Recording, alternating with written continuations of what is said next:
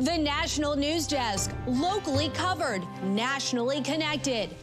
I know there has been a lot of speculation amongst all of you in the media regarding the president's decision-making and whether or not the United States will be directly involved. The timeline President Trump has given for when he will decide whether to take direct action against Iran.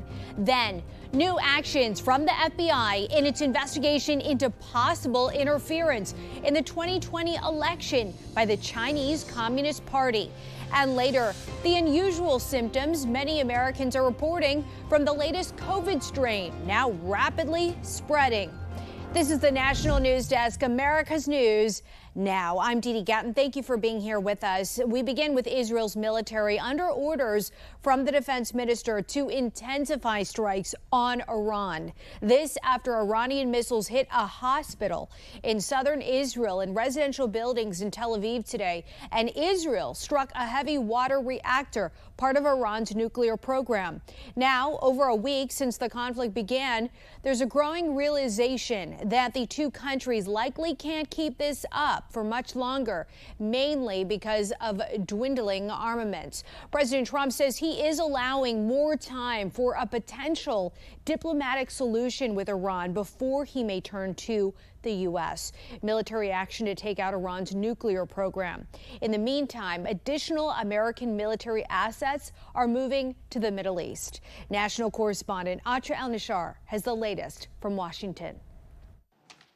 Good afternoon. Through his press secretary Thursday afternoon, President Trump offering some clarity on when he'll decide whether to order U.S. forces to strike Iran. And I quote, "Based on the fact that there's a substantial chance of negotiations that may or may not take place with Iran in the near future, I will make my decision whether or not to go within the next 2 weeks." On Friday in Geneva, Iran's foreign minister will meet with the foreign ministers of France, Germany, and the UK for nuclear talks, Reuters was first to report. Germany's foreign minister says it's never too late to negotiate. The talks are reportedly happening with the coordination of the U.S., but the Trump administration is not directly involved. Iran can and should make a deal. We sent a deal to them that was practical, that was realistic, or they will face grave consequences. Israeli Defense Minister Israel Katz now openly calling for regime change, saying Ayatollah Ali Khamenei is a modern-day Hitler and he cannot continue to exist. Less than 5 minutes after that social media post, Israel's ambassador to the United States, Michael Leiter, said this on a taping of the Armstrong-Williams show. You made it clear,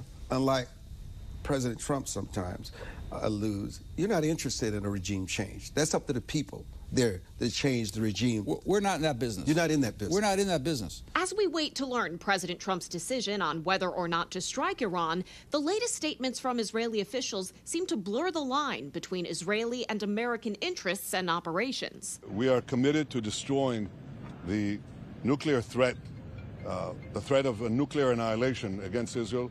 He gave them the chance to do it through negotiations. They strung him along. You don't string along Donald Trump. Israel for Iran is the little Satan. The great Satan is the United States of America. Now, next week, President Trump will travel to The Hague for a NATO summit, and especially given these upcoming European ministers meeting in Geneva tomorrow, Iran will certainly be top of mind. And Atra, we know President Trump is adamant about Iran never being able to develop a nuclear weapon. Tell us more about what the White House said today about what they want a deal to look like. Right, you know, and this is a question the White House has asked over and over, but it is so important, such an important question, because you'd think the answer would change given all the fighting that's occurred in the last 7 days and the ramped up rhetoric we're hearing from Iranian leadership. But the White House still is maintaining that the deal simply must consist of Iran giving up its ability to enrich uranium, which is something Iran has long said it will never do. Dee Dee. Live from Washington, D.C., Atra El-Nashar, thank you. President Trump is extending the deadline for TikTok's parent company to sell the app or face a nationwide ban. He signed an executive order to keep TikTok running in the U.S. for another 90 days, the third time he's pushed the deadline. There are 100 million Americans who use this app. It's widely popular. He also wants to protect Americans' data and privacy concerns on this app, and he believes we can do both things at the same time. So he's making an extension so we can get this deal done. The sale or ban legislation passed last year over Chinese spying concerns. TikTok denies it poses a security threat to the U.S. Officials in Washington are still searching for Travis Decker, the man suspected of killing his 3 young daughters. They released new images showing how he may have changed his appearance, being on the run for several weeks with different hair lengths and facial hair. Decker is 5'8" and around 190 pounds. There's a $20,000 reward for any information. A showdown between Immigration and Customs Enforcement and the Los Angeles Dodgers today. The team refused to let ICE agents set up operations in the team's parking lot and reassured fans that tonight's game is on as scheduled. Federal immigration raids in the city have left some of the team's Latino fan base on edge. The Los Angeles Times reports the team plans to announce initiatives aimed at supporting migrant communities affected by raids. President Trump is slamming a new Fox News poll showing 53% of Americans approve of his handling of the southern border. Today, Trump wrote on Truth Social that Fox News' polling company is crooked and incompetent. He wrote, "A new Fox News poll comes out this morning, giving me a little more than 50% of the border, and yet the border is miraculously perfect." Today, border czar Tom Homan was asked whether he's concerned that potential U.S. involvement in the Israel-Iran conflict could divert resources away from immigration priorities.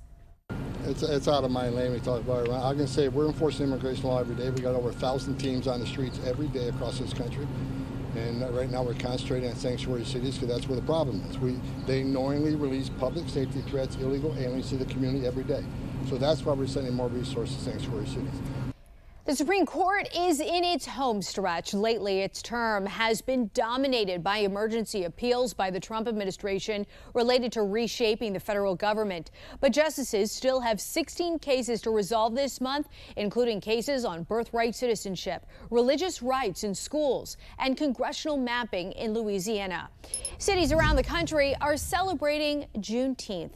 Today marks the day in 1865 when Union soldiers shared the news of freedom with enslaved black people in Texas. The annual Freedom Walk in Fort Worth, Texas, also known as the Opal Lee Walk, references the woman who led efforts to make Juneteenth a federal holiday. Milwaukee is also holding its annual Juneteenth celebration with a parade. There is some confusion today in West Virginia as Governor Patrick Morrisey announced he wouldn't recognize Juneteenth as a holiday. The county commission president explained earlier how it's impacting workers. State workers have to report to work, but county buildings where many state workers do work are closed. And so I think a lot of them are going to work remotely, or if they don't want to work remotely, they take PTO. But it's an unusual situation. Not everyone is happy with the decision, including a reverend who says Juneteenth is a way to educate people about the impact of slavery in West Virginia. Tonight, the FBI has a new investigation into, quote, alarming allegations of interference in the 2020 election by the Chinese Communist Party. FBI Director Kash Patel says he's just sent documents to a Senate committee he suggests illustrate a plot involving fraudulent driver's license to be used for illegal voting. FBI claims surround a plot by the Chinese Communist Party to manufacture fake driver's licenses and ship them to the United States to be used for mail-in ballots, claims backed by the president. It came out with China and the license plates, tens of thousands of cards. They used those cards to vote on the second election, my second, the one 2020. Because as everybody here knows, I won that election by a lot. U.S. Customs and Border Protection did seize more than 20,000 fake IDs made in China and Hong Kong in 2020, but it's unclear what they were to be used for. We heard these tidbits about China trying to do something with fraudulent ballots to go into these states that were toss-up states and throw the election. So we were hearing that, but then there was nothing that was done, and the FBI said there is nothing to it. It's internet rumor. The FBI announcing it has located and declassified documents in response to this request from Senate Judiciary Committee Chairman Chuck Grassley, asking for a September 2020 intelligence information report from the FBI's Albany field office. A description of the investigation into the allegations, also accusing the FBI under President Biden of destroying intelligence materials. The allegations, though, only appear to be backed by a single whistleblower, with critics asserting the probe is only to satisfy the president and answer critics who say the FBI hasn't done enough. Director, with all due respect, we've been talking about this for a long time, and I've been demanding accountability for many, many years. You mentioned Comey, Strzok, and the rest. They've got TV shows. They've got media platforms. They're fine. There's been no accountability. Well, look, it's a fair criticism, but what I will tell people is we weren't here in the FBI in the last 5 years. This investigation by the Senate Judiciary Committee is just one of many looking into decisions that were made during the 4 years under President Joe Biden. I'm Christine Frizzau reporting. Coming up, a major heat wave just in time for summer, where the hottest temperatures of the season are forecast and how long it's expected to last. Also, the hundreds of thousands of cars being recalled due to a potentially dangerous brake issue, and the impact of the illegal immigration crackdown on the housing construction industry. We'll be right back.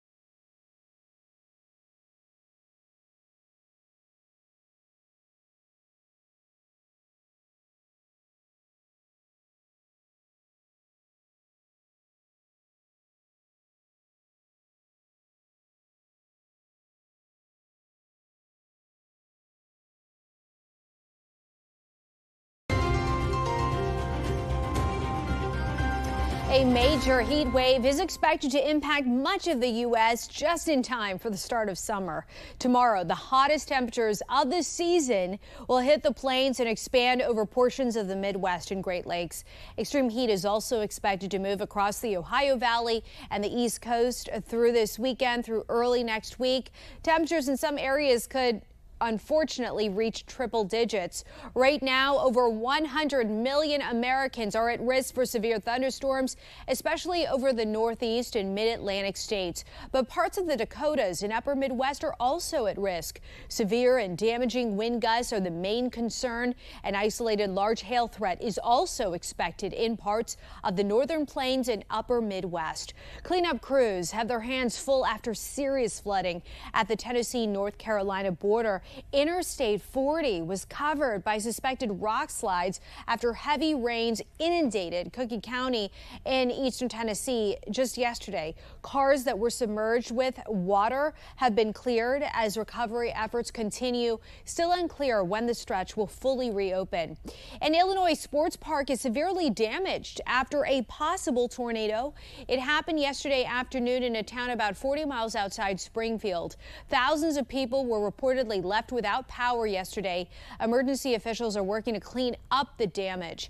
And new tonight, Transportation Secretary Sean Duffy is in California, making his pitch for funding DOT priorities via the Big Beautiful Bill. He touted a measure in the bill that seeks to pump $12.5 billion into the nation's air traffic control system. The nation is struggling with a shortage of air traffic controllers and outdated aviation infrastructure. The spending bill is currently up for debate in the Senate. One of the newest subvariants of COVID-19 is spreading quickly in the U.S., but not with the usual symptoms. Medical reporter Liz Bonas shares why you might easily mistake it for the flu or even a stomach bug. Hey there, everybody. The newest COVID-19 variant on the rise now has a nickname of Nimbus. It comes from the NB.1.8.1 subvariant of Omicron. It is spreading rapidly, and it appears to stick to our cells and infect them really well, which means you may want to be on the lookout for a few nasty symptoms. The main one reported right here, a hoarse voice and a wicked sore throat. Said to feel kind of like a razor blade sensation, according to symptom trackers.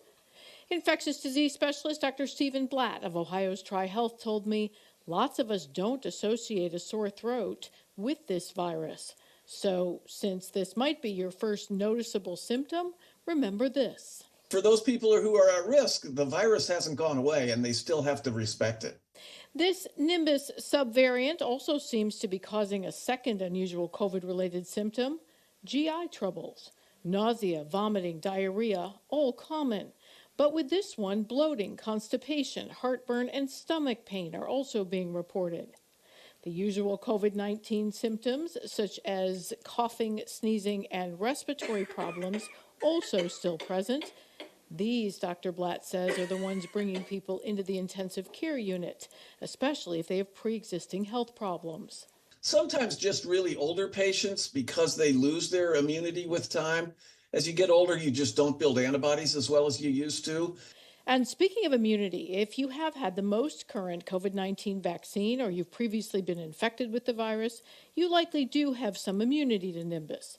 While it's more contagious than some other subvariants, it is not causing, in most cases, more severe disease. Now, if you're healthy, you may just need to take a few days to heal. But if not, testing for this virus early on does allow for antiviral medications, such as Paxlovid. It can shorten the life of these symptoms. With your health news, I'm Liz Bonas reporting. Over 250,000 Hondas are being recalled due to a brake malfunction. The National Highway Traffic Safety Administration says it impacts the 2023 through 25 Honda Pilot and the 2021 through 25 Acura TLX and MDX. A defect in the brake pedal pivot pin could prevent the driver from properly stopping the car, increasing the risk of a crash. Owners can get the pedal fixed for free at the dealership. Ownership of the Los Angeles Lakers changing hands for the first time in 5 decades. The Buss family is selling its majority ownership of the team to Mark Walter, who owns the LA Dodgers and is CEO of TWG Global. ESPN is reporting the deal is worth $10 billion, making it the highest price ever paid for a sports team. We have reporters all across the country in your neighborhoods covering issues that matter to you. From new efforts in South Carolina to advance Trump's foreign policy agenda to an international bandit busted in Florida, we're taking the pulse of America. Take a look at this surveillance video. You see a woman walking out of a Whole Foods store in Delray Beach. Her face is blurred for privacy. Right behind her, police say that's 32-year-old Romika Asio Canese, a Romanian national who's been using a fake identity. The suspect says, hey, you dropped a 20, waves a 20 in front of her, and tells her to put it in her wallet. As she opens up her wallet, you could actually see him put his hand over her wallet and remove her debit card. All without her even noticing. Detective Gio Malicchio with Delray Beach Police says this wasn't an isolated incident. Romika is tied to a statewide crime ring targeting older adults from Palm Beach to Pinellas County and even Texas. Police say he also has a criminal history in Europe and may be tied to a larger Romanian theft ring operating in the U.S. Flanked by supporters of the Jewish community, Congresswoman Nancy Mace introducing 2 acts of legislation. We stand with the Jewish community. We stand with President Trump. We stand with the truth. We stand with Israel. Mace's bills would target over 150,000 Palestinians that live in the United States, along with naming the Muslim Brotherhood as a foreign terrorist organization.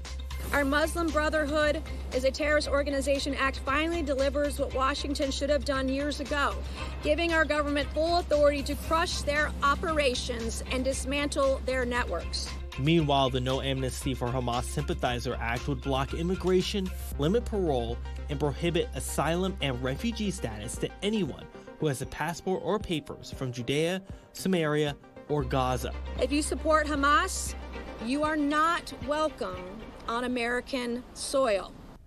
Coming up next, the effect the illegal immigration crackdown is having on home builders and buyers. We'll be right back after this.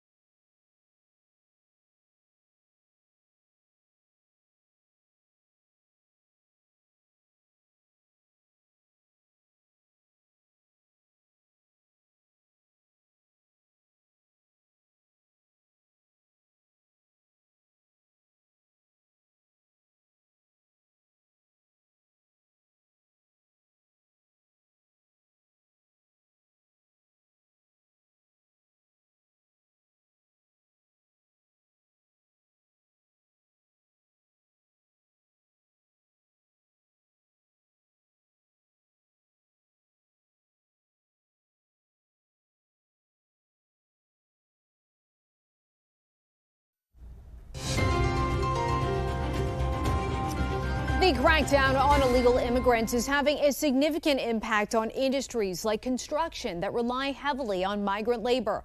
Spotlight on America found the recent escalation in raids is having a chilling effect on undocumented workers, with many not showing up for jobs on construction sites.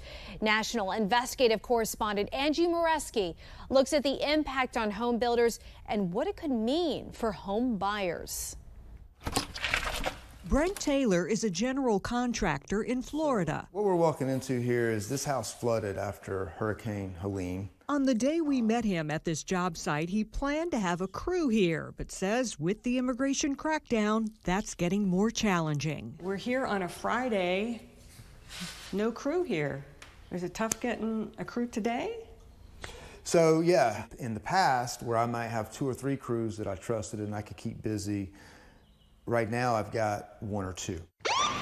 This is video of ICE arresting an illegal immigrant in Miami, part of a recent mission dubbed Operation Tidal Wave. Raids like this, Taylor says, are having a chilling effect on labor throughout the migrant community. And it's not just Florida. It really is widespread. Jim Tobin, president of the National Association of Home Builders, says they're seeing the impact nationwide. Your members, your folks are actually seeing raids on job sites. Yes, Utah, Florida, Boston, Texas. Whole crews are not coming to work because they're fearful of a raid. While ICE raids have generally focused on illegal immigrants with criminal records or those considered safety threats, other undocumented migrants just working here, doing jobs like construction, are getting caught as well. I have one particular subcontractor that recently told me he lost 2 tradesmen to a raid at his apartment complex. It's something border czar Tom Homan makes no apologies for. If you're in the country, you're not off the table. It's not okay to be in this country illegally. Undocumented migrants are estimated to make up between about 15 to 23% of the workforce in construction, more in certain specialties like painters, roofers, drywallers, brick masons, and carpet layers. Complicating matters even more, a persistent construction labor shortage over the past decade of between 200 to 400,000 workers every month. These are the jobs that our average Americans don't necessarily want to do anymore. So we supplemented that with the immigrants that are still willing to do what we call dirty work, hard work, hot work. The White House told Spotlight in a statement the president is fulfilling his promise to put American workers first, and any assertions that we need illegal immigrants for American industry are patently false. Even so, industry leaders say fear of deportation is making the labor shortage worse, creating project delays and increased costs for home builders, which in turn impacts home buyers. Taking longer to complete a home, and then when there's a lack of labor costs go up, and that just increases the cost of the finished product. Seems like a beautiful home. Taylor says he's already feeling it. Unfortunately, I tell people quite often, we've got to learn to be more patient. There is no easy solution, but it's something those in construction say needs to be part of the discussion. Let us absolutely deport the criminals and the offenders. But we also have to talk about a worker visa program for people to come legally in this country who want to work in construction. For Spotlight on America, I'm Angie Moreski. Coming up next, the reason SpaceX said its rocket exploded in Texas last night. We'll have that story right after this.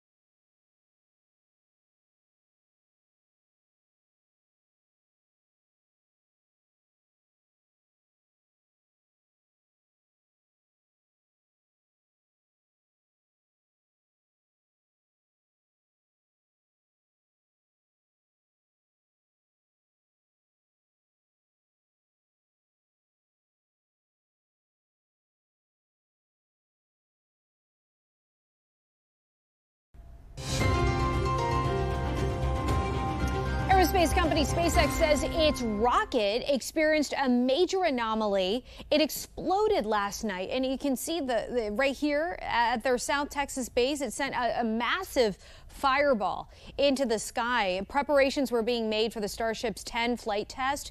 SpaceX says there are no hazards to nearby neighborhoods. That's going to do it for us for this edition of the National News Desk. We invite you to join us again tonight. I'm Dee Dee Gatton. Thanks for watching.